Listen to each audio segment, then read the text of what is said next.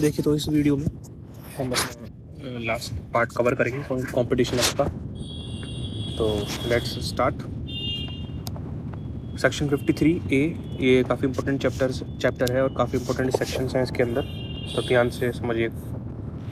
Appellate tribunal section 53A बात करता है अपीलेट ट्रिब्यूनल के बारे में, और क्या है कि जो भी अपील फाइल होंगी तो वो कहाँ फाइल होंगी। ठीक है, कंपटीशन कमीशन ने कोई ऑर्डर पास किया तो अब आपको अपील कहाँ फाइल करनी है, उसके लिए अपीलेट ट्रिब्यूनल गठन कर रखा है।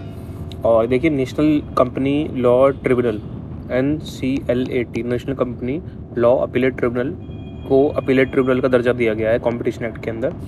तो पढ़ते हैं इसे। National company law appellate tribunal constituted under section 4(1)(10) of companies act shall on and from the commencement of part 4 of chapter 6 of finance act be the appellate tribunal for the purpose of the act। बस इतना ध्यान रखना है कि जो NCLAT है वो appellate tribunal है। और ये बस एक बार देख लीजिए कि सेक्शन 4(1)(10) ऑफ कंपनीज एक्ट में जो कॉन्स्टिट्यूशन हुआ है, तो बस मेन चीज़ ये है कि NCLAT जो है वो अपीलेट ट्रिब्यूनल होगी इसके अंदर। और पावर क्या होंगी अपीलेट ट्रिब्यूनल की? सिंपल सी चीज़ है, हियर अपील, डिस्पोज अपील्स, ठीक है, adjudicate on claim of compensation that arise from the finding of the commission. कोई कंपनसेशन वाला क्लेम डिसाइड करना है उनको, अपील और कोई भी डायरेक्शंस पास करी है कमीशन ने, तो उस ऑब्वियसली जो भी वहाँ से उठ के जो भी चीज़ें जाएंगी वो अपीलेट ट्रिब्यूनल के पास जाएंगी। अपील टू अपीलेट ट्रिब्यूनल, ठीक है। 53A में बता दिया कि अपीलेट ट्रिब्यूनल कौन होगी, NCLAT होगी under 4(1)(10) of companies act. 53B बात करता है appeal to appellate tribunal.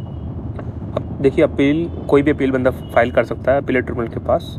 Central government, state government, जो भी या कोई भी पार्टी है, कोई भी एंटरप्राइज है, सब लोग अपने ग्रीवियंस लेके अपीलेट ट्रिब्यूनल के पास जा सकते हैं। Central government or the state government or an local authority or enterprise or any person aggrieved by any direction, decision और order referred to in clause A of 53A में prefer an appeal to the appellate tribunal. 53A इतना hear and dispose of appeals वगैरह, तो simple सी बात है, ये सब लोग अपील कर सकते हैं, ये आपका राइट है। क्योंकि अपील क्या होता है, अपील स्टैट्यूटरी राइट होता है, तो 53B के अंदर वो राइट डिक्लेयर कर रखा है। ठीक है, अब टाइप पीरियड ऑफ लिमिटेशन क्या है, ध्यान रखना, 60 डेज में आपको फाइल करनी है अपील।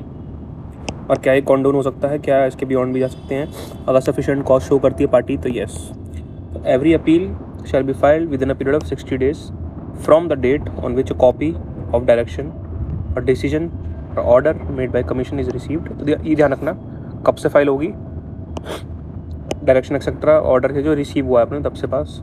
ठीक है, तो बाय द सेंट्रल, जिसने भी व्यक्ति ने रिसीव किया है, गवर्नमेंट ने रिसीव किया, एंटरप्राइज ने रिसीव किया, उस दिन 60 दिन, and it shall be in such form and accompanied by such fees. ठीक है, और अब कॉन्टिन्यूशन की बात ये थी, provided that appellate tribunal may entertain an appeal after the expiry of 60 days also if satisfied कि सफिशिएंट कॉस्ट था नॉट फाइलिंग ऑफ अपील का।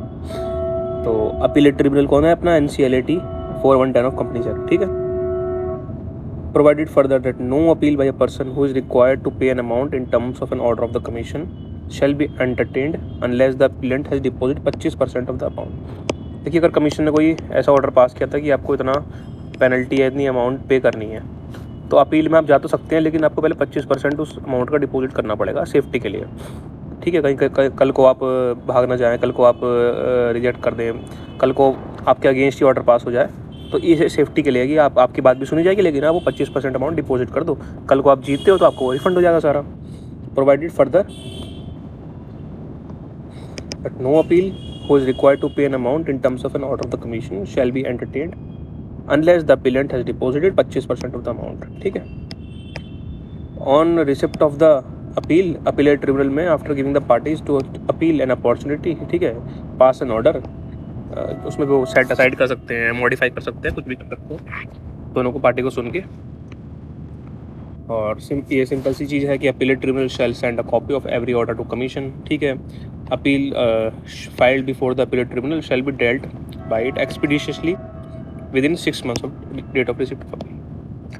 तो कोशिश करिए कि 6 months में अपीलेट ट्रिब्यूनल उस अपील को डिस्पोज ऑफ कर दे। ठीक है, पीरियड ऑफ लिमिटेशन कितना पढ़ा हमने? 60 दिन। और डिपॉजिट कितना है हमें करना है, अगर अमाउंट कुछ कमीशन ने अमाउंट रिलेटेड ऑर्डर किया है 25%, और एक्सपीडियस कितना जल्दी करना है आपको? 6 months। ठीक है, देखिए ये सब ओमिटेड सेक्शन है। तो फाइनेंस सेक्टर ओमिटेड ने ओमिट कर दिया है, तो सभी ओमिटेड है, मैं नहीं पढ़नी है। अब 53N में आते हैं अवॉर्डिंग कंपनसेशन। ये मार्जिनल नोट ध्यान रखना है इसका। देखिए अगेन इसमें क्या है कि कोई भी आप अपनी एप्लीकेशन फाइल कर सकते हैं अपीलेट ट्रिब्यूनल के पास, कि आप कहेंगे कि अपीलेट ट्रिब्यूनल के पास जाके कि जी हमारा ये डिसाइड करिए, कंपनसेशन का मैटर डिसाइड करिए। तो without prejudice to any other provisions the central government, state government, local authority और any enterprises or any person can make an application to the appellate tribunal. ठीक है, किस चीज़ के लिए? To adjudicate the claim of compensation that may arise from the finding of commission. देखिए हमें इसमें काम की चीज़ें पढ़नी है बस। ठीक है, ये फाइल कर सकते हैं, बस ध्यान रखना कौन सी बॉडी जिसके पास फाइल होगी एप्लीकेशन कंपनसेशन की, अपीलेट ट्रिब्यूनल। ठीक है, इसको पढ़ लेते हैं बस ऐसे ही। और the order of appellate tribunal in an appeal against any finding of commission under section 42A under 53Q और the order of supreme court etcetera करके, ये अपने काम की चीज़ ये है इतनी, इसको हमें ध्यान रखना है। ठीक है, every application made shall be accompanied by the findings of the commission. ठीक है, सिंपल बात है, आप कोई भी एप्लीकेशन लगाएंगे तो जो भी आपकी प्रीवियस हिस्ट्री है सब केस की सब लगाएंगे आप। और अपीलेट ट्रिब्यूनल में after an inquiry pass an order to pay the payment and जो भी कंपनसेशन है वो ऑर्डर कर सकती है।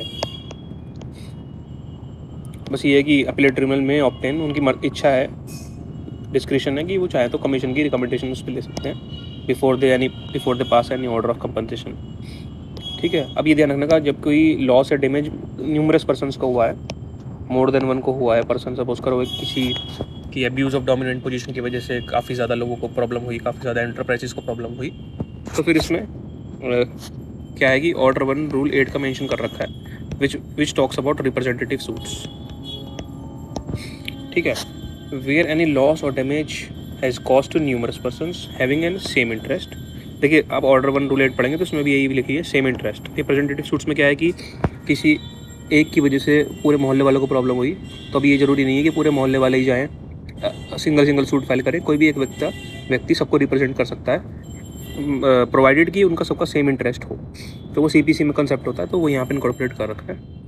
Where any loss etcetera is cost to numerous person having same interest, one और मोर ऑफ सच पर्सन्स में with the permission of appellate tribunal. ठीक है, make an application for benefits of the person so interest. मैंने कहा ना representative suits है तो औरों के बेनिफिट्स के लिए भी। And thereupon the provision of order 1 CPC apply. ठीक है, तो ये बात इसके अंदर। और देखिए इसमें कुछ है नहीं, जस्ट बेयर ट्रेडिंग कर लेते हैं। Application may be made for compensation before the appellate tribunal only after either the commission or the appellate tribunal or Supreme Court etc. has determined in the proceedings has taken place. Inquiry to be conducted shall be for the purpose of determining the eligibility and quantum of compensation due to a person applying for the same, and not for examining afresh the findings of Commission or the Supreme Court or any violation of the act has taken place. बस इसको हमने पढ़ लिया, ऐसे go through कर लिया, इसमें कुछ ऐसा कंसेप्चुअल और ऐसा कुछ समझने का नहीं है, जो काम की चीज़ थी वो हमने देख लिया। अब ये देखिए important again, procedures and powers of appellate tribunal. Appellate tribunal shall not be bound by the CPC procedure but shall be guided by the principle of natural justice. ठीक बात है, ठीक है, मतलब बाउंड नहीं है किसी प्रोसीजर से, फ्री हैंड दे रखा है, बट उनको नेचुरल जस्टिस के प्रिंसिपल फॉलो करने पड़ेंगे, दोनों पार्टी को सुनना है ना, अपने no one shall be judging in its own case etcetera वाले, and any of the rules made by the central government, कोई भी सेंट्रल गवर्नमेंट को रूल को फॉलो करना है, प्रिंसिपल ऑफ नेचुरल जस्टिस को फॉलो करना है।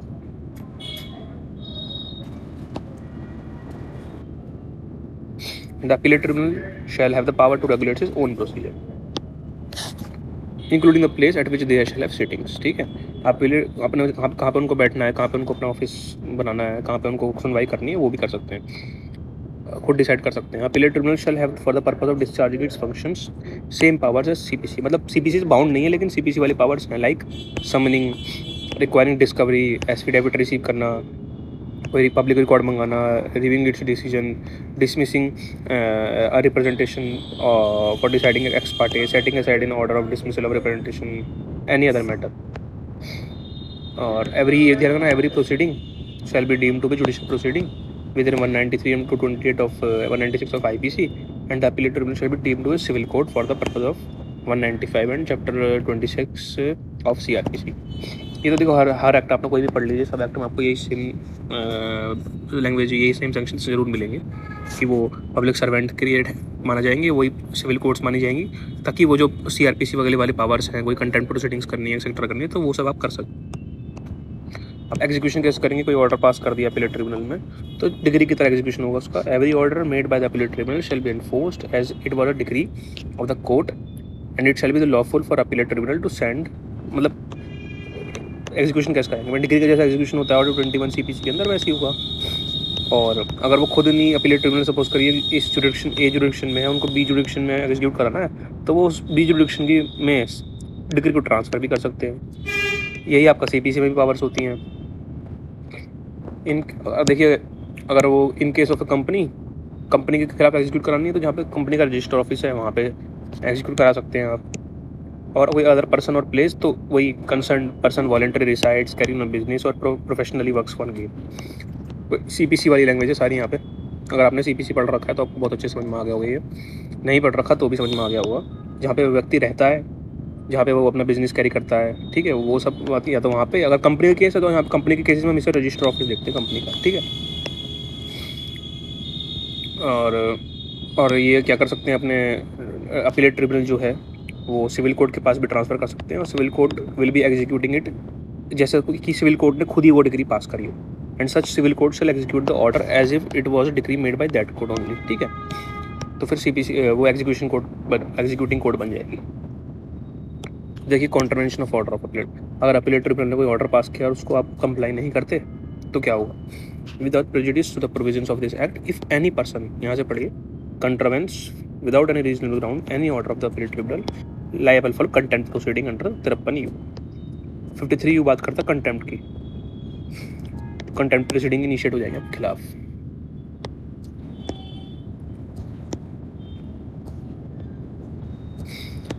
और any person may make an application to the appellate tribunal for an order of recovery of compensation from any enterprises for any loss damage showed to have been suffered as a result of said enterprise contravening without any reasonable ground any order of appellate tribunal or delaying in carrying out such orders of appellate tribunal।